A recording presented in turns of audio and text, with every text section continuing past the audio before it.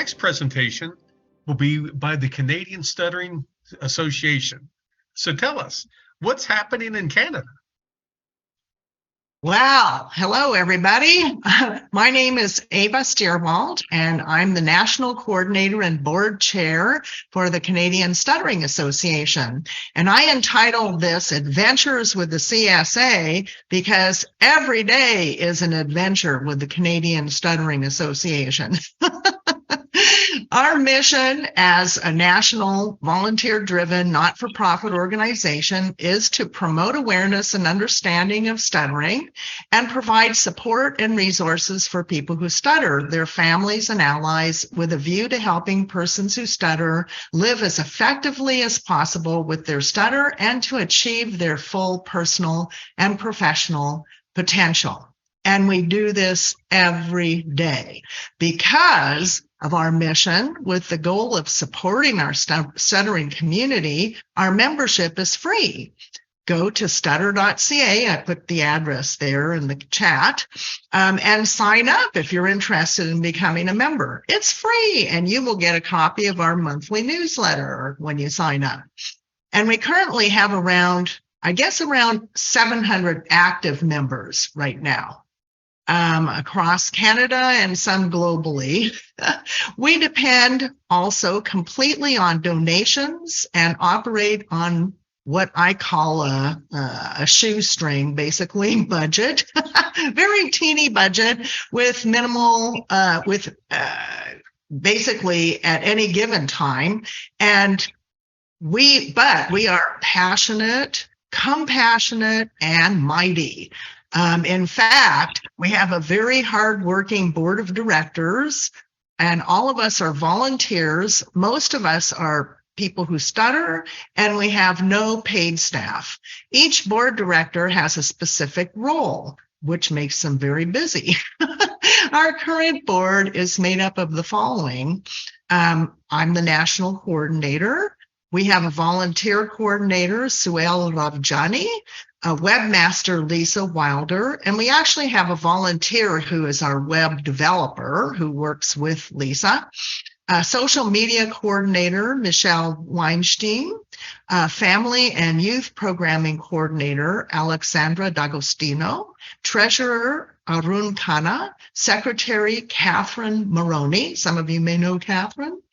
SLP liaison, Carla Di Domenica Antonio, regional support group coordinator, Nathan Warren, employment advocacy coordinator, Amreen Valiula, marketing and communications coordinator, soon to be appointed, conference and events coordinator, soon to be appointed, and we have we're recruiting now for a fundraising coordinator, which is a fairly new position with us. So that's very exciting for us as well. We need an expert in fundraising to help us out. We have a 5-year strategic plan and are soon to develop a new 5-year strategic plan. So we've done very well with our past plan.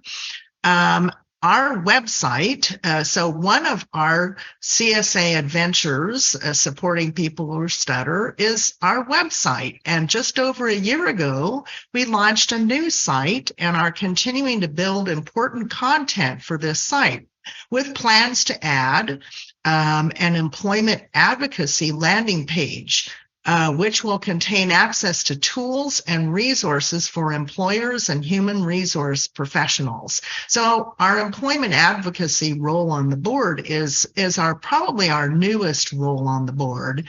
We've had it for about a year and a bit, maybe 2 at the most. And we are still building that role and our reach with that role. Our recently appointed employment advocacy coordinator, Amreen Valiula, will be overseeing this project. We are working on similar landing pages for teachers and also SLPs, hoping again to provide access to tools and resources to get them started working with children and people who stutter. So important, and we found it very difficult so far to reach teachers, especially, in the way that our education is set up in Canada. It's difficult. to get to all of them. So we're hoping that we can do some kind of advertising once we get this content on our website and reach out and get teachers, showing up to check out our resources or links to resources that we offer. Our family and youth programming coordinator, Alexandra D'Agostine, is also developing a family and youth landing page, so more content is on the way. Both our website and newsletter offer an opportunity for everyone to speak their adventure. And every month we publish articles written by people in the stuttering community, either people who stutter, writing their stories, professionals talking about research or current issues about stuttering, or people reporting on new developments related to stuttering. One of our most recent articles, written by our board director, Lisa Wilder, is entitled New Short Film About Stuttering from Australian director Steve Anthopoulos. This will be advertised in our monthly newsletter coming out on this coming Monday, actually. So again, sign up on stutter.ca to be a member and you will receive a copy of our newsletter, or you can check out this article, which is already on our website. On one of our initiatives, obviously, is to raise more funds. We're constantly, wanting to raise some funds so that we can continue operating. And for $10 Canadian, which is really just $7.30 US, or under $7 euro, 7 euros, not dollars, sorry. You can register to attend our popular Let's Talk events. The last one was held on April 16th, and it was called Let's Talk Stuttering and Cluttering, What's the Connection? It featured Dr. Isabella Reichel, a professor in speech-language pathology at Touro University in New York, and Baruti Smith, who was diagnosed with stuttering and cluttering at the age of 18 years. This event was recorded, and you can still register to get the recording for a minimum fee of $10. It helps us to raise funds. So check out our website for that. Next one coming up is called Trauma-Informed Stuttering Therapy, what it is and why it matters. And this is presented by Chaya Goldstein Schuf. She is a speech and language pathologist at Siskin Stuttering Center, specializing in trauma-informed stuttering therapy across the lifespan. This will be held June 25th between 3 and 5 p.m. Eastern Daylight Time, and registration opens on May 15th. We hope to see you there. Keep an eye on our website for a registration date, or sign up for our monthly newsletter, as I mentioned, and again, by becoming a member to get information about that event. Donations are also welcome at these events and through our website at stutter.ca. It is our donors who keep the CSA going. We depend on donor dollars to be able to offer such events both online and in person, including our annual conference, which I'll tell you about in a minute, and to provide help, support, resources throughout the year for people who stutter and their families and allies. Because of donations, we are actually able to continue offering an annual CSA award of $500 Canadian for post-secondary students who stutter, who are Canadian citizens or permanent residents. It is critical, we feel, that we support our youth, and we are grateful to be able to do so. So if you know of any post-secondary students who stutter, who meet the criteria, share the link in our CSA website and search CSA Award, and it will take you to the award landing page. And maybe I can put that right in the chat here for you. Hang on 1 minute. See if I can get it in there. There we go. Yeah, so basically we're excited to be able to offer that award every year. So far, it's great. The CSA adventure continues with our allies and partners. Here are a few partners that we adventure with. The Singwell Project, and this might be of interest to Rayani Sibian, who just presented because she's a singer.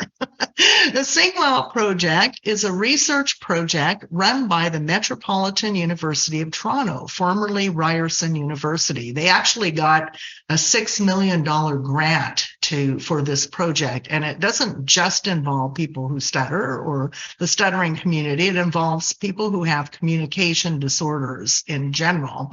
It aims to research and mobilize knowledge to improve the lives of those with communication disorders. As a partner of Singwell, besides soliciting people who stutter to join a virtual global choir, keep that in mind there, Rayani, the CSA is hoping you will help the Singwell Project in their research into the relationship between stuttering and singing. This short 15-minute survey is easy to complete, and I'm going to put the link here in the chat. So if anybody's interested in completing this survey, please do so as soon as possible. I don't know if there's a deadline for it, but it's currently ongoing. Thanks for considering responding to this important research done in Canada. And thanks to Anita Blum for writing about this project in her digital newsletter. Thank you. We also partner with 50 Million Voices in the UK. And our new employment advocacy coordinator will be joining them as their Canadian representative. Here's the proposition by them. By bringing people together, people who stutter and employers and allies, we can challenge the ill-informed labels, bring down barriers, and help everyone gain greater understanding and acceptance of stuttering in the workplace. This is a very important partnership for Canada, for the Canadian Stuttering Association, and we further develop employment advocacy in Canada. We also continue to work with STAMA and global International Stuttering Awareness Day events, and more recently worked with them last year and others to form the Declaration of the Right to Stutter, spearheaded by Jane Powell of STAMA. She's my mentor. I really admire her and what she's doing. Here's the opening paragraph for the declaration. She may already have shared this at 4 a.m. this morning, my time, but I'm going to read just the opening paragraph of the Declaration of the Right to Stutter. We, the undersigned, declare that people who stutter should be accepted as having a stutter. We may or may not choose to find support to sound fluent or stutter less. That is our right. It is not reasonable to expect or insist that we sound fluent. We stutter, that is how we talk. And the CSA, of course, there's more to that declaration, but the CSA continues to share this declaration every opportunity we get. And most recently, our board director, Alexandra D'Agostine, read the declaration in a radio interview on a program called Handy Link that focuses on disability issues, where the host Cam Wells explores all sides of that, comparing and contrasting with able-bodied life. I'm going to just give you a link to that interview. There's other stuff there as well, but if anybody wanted to hear that, you'll hear it there. She does introduce the CSA, but then she also reads the full declaration. So we were very proud of her to do that. That's really exciting. And that they actually, because it was a declaration for media in particular, that they actually aired it. So that's exciting. The CSA continues to grow our regional support groups across Canada. Of course, COVID changed the nature of such groups when they had to move online, but now some of them are finally getting back together in person. And we did some of them kind of dropped out a bit, but they're starting to reawaken now that people want to get together in person. So we're kind of excited about that. Our newest online group is the support group for youth who stutter, run by a youth who stutters. And I think she's probably 18 by now. I think she just had a recent birthday. Her name is Rhea Bala, and she also runs our Calgary support group. She started running that at a younger age. So we're very proud of this young person, and she's really doing wonderful things out there. And thanks to Tom for helping us get these some of these groups started when we first started offering groups. Yeah, I have to give you that credit, Tom. You're wonderful. He helped us to get going. And so this youth support group will continue to be an online support group. Our adventure continues also with more groups, and we're always welcoming new support groups. So if you live in Canada and there is no group in your area and you are a person who stutters, consider starting a support group yourself. The CSA will train you and provide you with a manual and guide to help you get started. Just email us at csa-info@stutter.ca, and I'm pasting this into the chat as well. And now for our very exciting upcoming adventure, in person again, finally, our annual conference. Last year, we did our first in-person conference after COVID in Niagara Falls, which was just fabulous. We actually got Niagara Falls to light up in seafoam green at 10 o'clock at night, and we all wandered down there and got a photo shoot of us in front of the falls. Both falls were lit up in seafoam green. How exciting is that? And by the way, we do the same thing for International Well, it happened to be on International Stuttering Awareness Day, where we also get most of Canada light up. So we've got places like the CN Tower in Toronto lighting up in seafoam green. We've got the Sails of Light in Vancouver lighting up in seafoam green, and we also have Parliament House on the East Coast lighting up in seafoam green. It's very exciting.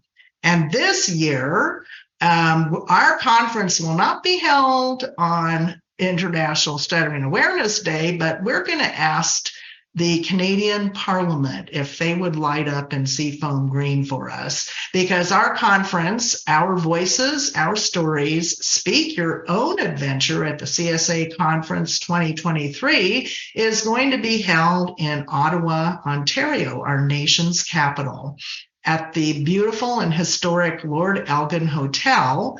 And get the dates here, November 3rd through 5th. So mark your calendars and bookmark this page. I'm going to just highlight it here. If you're at all interested in attending, it's going to be a fabulous conference. It'll be our first truly full day, 2-day conference in a very long time, so in person. So we're very excited about this and that fact that we'll be in our nation's capital. And come prepared to network, learn, interact, and speak your own adventure at the CSA conference. We are now looking for volunteer workshop presenters. So if anybody's interested in presenting a workshop, check out our website or our newsletter for more information about this. So thank you all, and thank you, Tom, for offering us the opportunity to share our adventures, and we welcome you to come and share yours with us. Thank you so much, everyone.